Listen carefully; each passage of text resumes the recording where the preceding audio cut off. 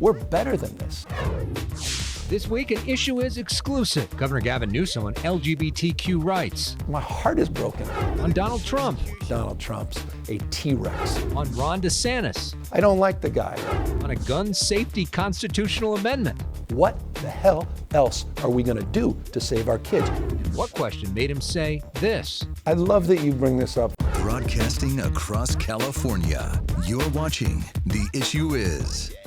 And welcome to The Issue Is. I'm Elex Michaelson. We've come to the Glendale Unified School District boardroom, the site of recent chaos that led Governor Newsom to come visit. Violent clashes over how to talk about LGBTQ issues. Stop asking little children what they sexually identify as. This is hate. This is hate. This week, the governor meeting with district leaders and then sitting down for an exclusive and extensive interview with us. Well, Governor Newsom, welcome back to The Issue Is. Good to see you. Good to be back. So we're here in this school board meeting room where we saw a lot of chaos and a lot of anger recently on the issue of LGBTQ rights for kids. You met with some of the officials here. What was your message to them, and what's your message to the kids here? Well, I met with parents, I met with parent leaders, I met with the superintendent, the principal. It's not just about LGBTQ issues, it's about trust. It's about public trust, public education, about the weaponization of grievance. It's about so much more, and unfortunately it's come here to Glendale, and it's not unique. We're seeing this all across this country. Organized interest, disorganized interest, and legitimate parental concerns of what are we teaching our kids, and are you telling me the truth? And so we've got a lot of work to do to address these fundamental divides, but trust is at the core of it. The issue of trans kids is new for a lot of people to process. Obviously, the same-sex marriage argument's been around for a lot longer, 20 years ago almost, when you first started marrying people. And the trans issue is hard for people to process. How do you think the state should handle that issue, and how should people talk about that issue in school? Well, with humility, with humanity, putting it in perspective. You know, a country of 330 plus million people, maybe roughly 1.6 million people identify as trans, 0.5% of the population. So a little humility. At the same time, I think you're right. I think the trans issue has come on as a more divisive issue in the context particularly of sports, where it's also been weaponized, and issues around pronouns. I remember the first time I was on Zoom, and all of a sudden I saw these different pronouns, and that even took me, I was like, what's this? I didn't fully understand that. I think a combination of those factors, the weaponization of grievance and dehumanization that I see of politicians that are exploiting this, like Ron DeSantis notably, but not unique to DeSantis, have also exacerbated this. On the issue of sports, which you bring up, and I know you point out the fact that this actually isn't that big of an issue statistically in the state, but politically, clearly it's a big issue for a lot of people. There was a new poll that came out that showed that 70% of people don't think it's fair for people to be in sports without the gender they're assigned to at birth. How does the state handle that? And what do you Never has agree? so much attention been, so few people, never has more attention ever been placed. I've not, in my 30, 40 years of sort of deeper consciousness around social issues, I've never seen more attention paid to so few people. I just asked my staff a simple question. I said, the NC2A, I imagine there's hundreds, maybe thousands of trans athletes. There must be, for all the amount of attention and scrutiny that's being provided. Turns out there are about 520,000 NC2A athletes, 226 or so thousand women. There's a handful, 35 or so. I mean, put it in perspective. I get why people are fearful. I get why people, and I intimately understand it. I've got 4 young kids that are deeply involved in sports. I understand that. Again, you approach it with some humility and sensitivity, with some humanity. These kids are more likely than anything else to commit suicide. For the grace of God, go any of us as caregivers or parents. I don't like the weaponization, that the assault on the community. And so it's finding some common ground. In the state of California in 2013, a decade ago, well before I got here, established a framework, a foundation in terms of the fundamental rights for trans women, trans men to participate in sports. Biden administration is trying to find some flexibility And that's been a rulemaking process that's wildly controversial in trying to approximate the answer to your question. I don't have the answer to the question. No one does. NC2A is trying to work through this. Yeah. But we have to come at it with some humility and humanity, and I repeat that because it's not there, it's not present in our current public discussion. You know, it's Pride Month, and you're taking some of your time this month to go to Disneyland with Bob Iger. Yes. After we know that basically Disney made a decision to have some people not go to Florida and stay here in California, and some of their employees, because of Florida's policies. What's your message to Bob Iger and the folks at Disney? Values matter. Our values are universal. We're a universal state. We don't tolerate our differences. We celebrate them, and that's good business. That's Right. my message. And what's the message you have at Pride Night to all of those folks? Just with love. You know, we all want to be loved. We all need to be loved. And you know what? My heart is broken. I grew up in San Francisco. My first taste of politics was the early memories around the Briggs Initiative in the 70s. And there was a guy named Harvey Milk, Tom Amiano, who eventually I ran against for mayor. These young leaders that had the courage to stand up and fight for LGBTQ community before anyone else. I mean, Harvey Milk's life was taken in that cause. And I thought we were past it when Ronald Reagan said, you know what, you can't catch gay like you can measles. Even Reagan said that and said, that stop the demonization of teachers and what's going on in the schools. And we defeated the Briggs Initiative, only to see Ron DeSantis weaponize it again in the Don't Say Gay bill and all these Republican governors. I never thought I'd see this in my lifetime. I mean, it's remarkable what's happening here in Glendale. It's happening in the state of California, let alone the United States of America. We're better than this. Where's our humanity? Where's our decency? Where's our sense of commonality, the commonwealth? And at the end of the day, divorce is not an option. People think differently, act differently, they love differently, they worship, they have different faiths differently. You know what? We have to define the terms of our lives in the context of other people's lives and decisions. And what's happening in the gay community makes me sick to my stomach. It really does. So I'm standing taller than ever in affirming people's faith and devotion to the cause they hold dearest, and that means they love differently or look differently, then I'm going to celebrate that. And you get a trip to Disneyland out of it. Do you have a favorite Disneyland ride? Well, I'll let you know. I haven't been there in a long time. Okay. I don't even remember. Is Okay. Space Mountain still open? Space Mountain's still there. Okay, Splash Mountain is now that getting was the one that was closed. ghost. Yeah, Okay. yeah. I can't wait. Yeah. This is fun. we're I'm not sure they're going to allow me on a ride, though. Yeah, yeah. I don't know. We'll see. We're talking to Governor Gavin Newsom. You made a lot of headlines this week when you talked with Sean Hannity on Fox News Channel. This is a tough question for you. I don't think it will be. Well, let's find out. All right. You've made no secret of the fact that you watch Fox News Channel almost Yeah. every night. Did it feel like talking back to the TV? No. Was it fun for you? I think we need more of that. Yeah. I mean, at the end of the day, you got to get it. We're in these separate silos, and we're just, whatever you focus on, you find more of.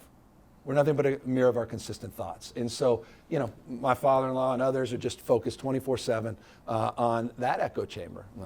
Folks, others may be in different echo chambers. At the end of the day, we got to get outside these silos. I mean, so much of what's happened here in Glendale is a consequence of that. And so I was willing to at least, take the risk of, being on the receiving end of a lot of critique and questioning, because I think it's important. I hope the other side does that. I hope Republicans start doing that in terms of finding progressive audiences as well, because this is just not working anymore. Yeah. Like, it's exhausting. I mean, it's really exhausting. I have no disrespect for people that disagree with me, or even the people that try to recall me. I mean, they love their kids like I love my kids. They love their community. They want to be protected, respected, connected to something bigger than themselves. Come on, man. We got to get through this and over this. And so that's why I went on. Did you mention your father-in-law? Yeah. He's apparently a Fox News viewer. He was very- he watched, You do yeah. have some conservatives in your family and friend group. We do, lots. Did you hear from them? What Yeah. did they say about they the whole were thing? glad I did it. They said, good for you for going on. Yeah. And they still want clarification on a few things and how I could say this or that and defend this or that. But they weren't aware of some fundamental facts, because they were never treated to those facts. 13.1 million jobs since the Biden administration started. The fact that it's more than the last 3 Republican administrations combined times 6 in terms of job creation. They're not aware of those facts. So we're energy dependent, more energy independent than any time in the last 70 years under the Biden administration. They're not aware of those facts because those facts are not shared on those networks, and they challenged me in private to prove those facts, not just hear it asserted in Hannity interview. Well, let me challenge you on one of the things you talked about, which was homelessness, right? Yes. You mentioned the fact that you own the homelessness Yeah, issue, we which all is do. something you've been talking about Yeah. for a long time. Yeah. What exactly does that mean? Because I saw you referenced we have to do more and like better. 2005 and Arnold Schwarzenegger being governor. Well, I was just mentioning that we've had more people in our homeless count in the past than Yeah. we have today. I mean, this is not a new issue, is my point. Yeah. This has been around decades in California, decades in the making. You can't turn it around overnight. What we did is we invited a different conversation in the state. The state's never been involved in homeless policy. I cannot impress upon this more. People act like they know that, but they don't, I think, fully understand and embrace the fact that the state was not involved in homeless policy until a few years ago, until we all came to the deep and obvious understanding that we have to do things differently, that cities can't do it alone. And that's why we put unprecedented resources now with new unprecedented accountability. And now I want results, because you want results. The public demands results. Right. It's not just about spending more money. They want to see results. And the point is, we're not victims of that. And when I say responsibility, it means elected leaders, every single one of them, school board members, city council members, city administrators, members of the board of supervisors, mayors, all of you, look in the mirror. We're all accountable at the end of the day to solving this thing, and it can be solved, but we have to act with a sense of urgency, not just accountability. But there are a lot of people that look at the results and see that they don't see results. That's they what I'm see an saying. increase in spending, and they see more homeless people Yeah, on the exactly. street, and they say, this Democratic policy isn't working. What do you say to them? Democratic policy or Republican policies. There's not a part of the state that doesn't have a challenge. Yeah. You have very conservative parts of the state that they're challenged in extremes. Yeah. You have policies and different approaches that are localized. Some are working, some are not. That's why we have accountability plans for the first time ever. We just put those into place. It's for the first time ever, we're requiring not just accountability, but we're funding no longer failure, we're funding progress. We have 6 baseline measurable goals for the first time. I couldn't agree with you more in terms of the results. I'm not seeing it either. I'm not the mayor of Glendale. I'm not the mayor of LA. I'm not the mayor of San Francisco. I'm not the mayor of 482 plus cities and 58 counties. I am the governor at the end of the day. And so my job is to organize and to standardize, create flexibility, provide supports, and to make sure that we're all being held to account and make sure we're aligning in our strategies and fund success, no longer fund failure. 100% right. What's happening in the streets is unacceptable, but there is progress being made in parts of this state, demonstrable progress, and I expect to see more. Up next, Newsom's push to potentially criminally charge Florida Governor Ron DeSantis. We're sitting down with Governor Gavin Newsom on the same week Donald Trump is formally charged with mishandling classified info. Do you have anything you want to say on that? Nothing more I can add except it's a hell of a time for America, and it's going to be a tough few months as we work through this. But you still think he beats DeSantis? Oh, I think he cleans his clock. I think he does. I mean, I think DeSantis is, I think he's an afterthought at this stage. I think guys like Tim Scott are more interesting to focus on.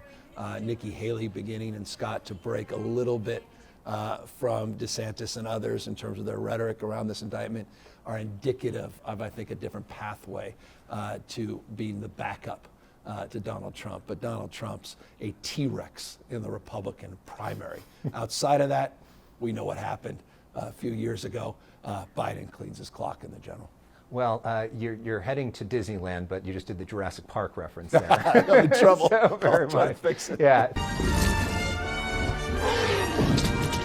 Let's talk for a moment about Ron DeSantis, somebody you bring up a lot. He has a real serious fixation on the state of Florida. We know he flew migrants here. You met with the migrants. I met with a sheriff Yeah. that wants to press charges with him just yesterday from Texas.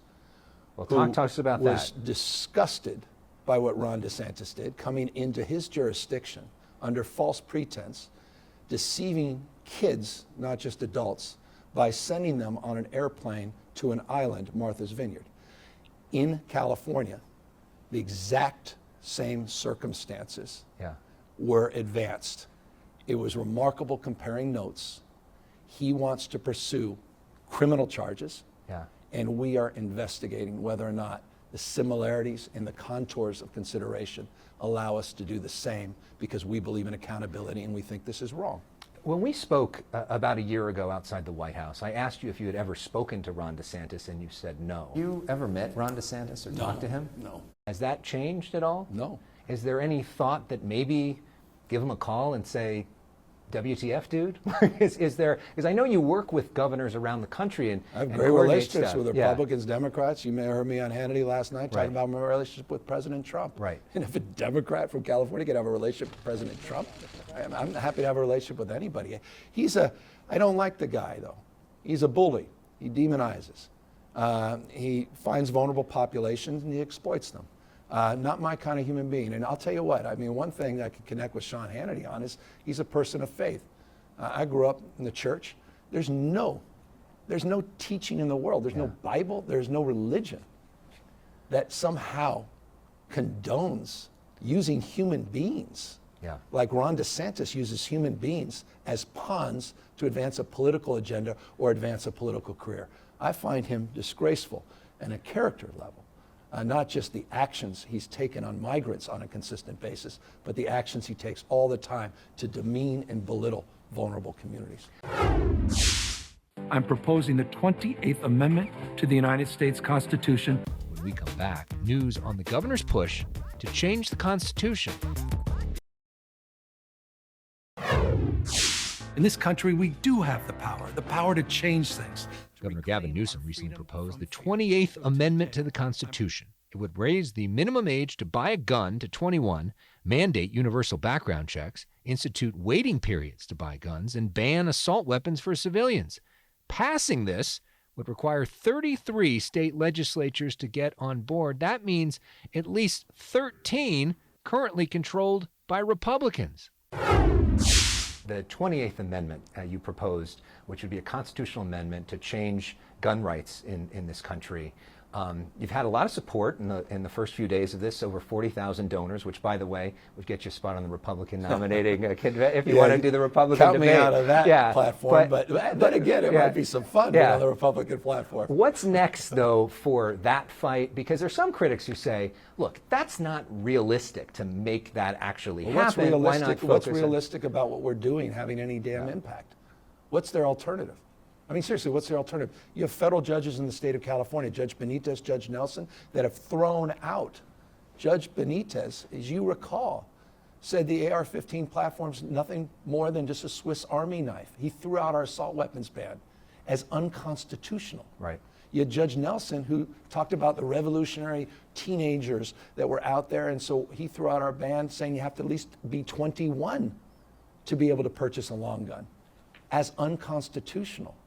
They're rolling back the rights that blue states have advanced. What the hell else are we going to do to save our kids? This is not normal. We're on pace to have a record number of mass killings in this country. And what are people promoting except status quo ante? So you know what? At least this is something to be for, and the overwhelming majority of Americans support what we just proposed. So I'm not giving up on it. Yeah. California, I hope, will be the first state, and I'm going to be around for the next few decades, maybe not in elected office, most likely not in elected office, but as a parent and as someone who believes in this country, as a patriot that believes this is unacceptable and we're better than this. Have you heard from other states that are saying, yes, we're going to I've sign heard up from for other this? legislatures, legislative leaders across the states. I'm working with legislative leaders, mayors. We're going to be working across the country to kind of encourage people through the power of emulation. Hopefully California moves first to move this forward. I'm not naive. This could take decades. Yeah. But one thing I'm not going to do is roll over as a victim of this circumstance. And at least we have something to be for, and I hope people go to that petition and sign it. When we come back, Newsom's passion project, now bigger than the Peace Corps.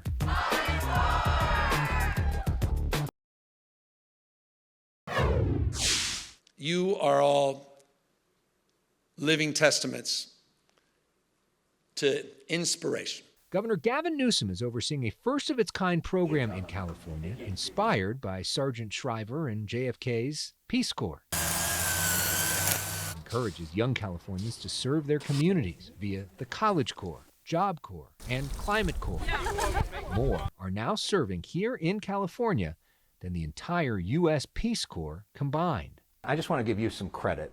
I think the California College Corps, Climate Corps, and Job Corps is one of the most impressive things that the state of California is doing. I know it's a passion project for you. Can you sort of talk about what you hope other states learn from that and what that means for you? I love that you bring this up for a different reason. Everything we just talked about in terms of just this, that, and everything else, the deeper question is, what are we going to do to define the terms of our future in terms of shared experiences? What are we going to do to soften the edges? You talk about DeSantis and Hannity, all these things and all this division. It's about shared experiences, and it's about people doing the thing that uniquely binds them together, and that's just being citizens, active, not inert citizens, engaged in their community, the life of their city, our state, and our nation, and the world we're trying to build. And it's in the spirit of Sergeant Shriver, the spirit of the Peace Corps, and the fact that California has more volunteers through this organized effort than the entire Peace Corps is a point of deep pride. These people haven't gotten the cynical message. They're not paying attention to these school board meetings. They're paying attention to how they can help support their community, not the loudest voices in the room, but those quiet voices, those real leaders every single day in the community, the real heroes that don't get on TV, that don't get the attention on Twitter. And I'm really proud of these programs, and I'm really grateful you've taken some time to even learn about them and to highlight them. Thank you very much, Governor. Thank you for being so generous with your time. I really appreciate it. Thanks for having me. And thank you as well. And the Job Corps stuff is really, really great. I love it. I think more people need to know about that. Thank you, man. Thank you.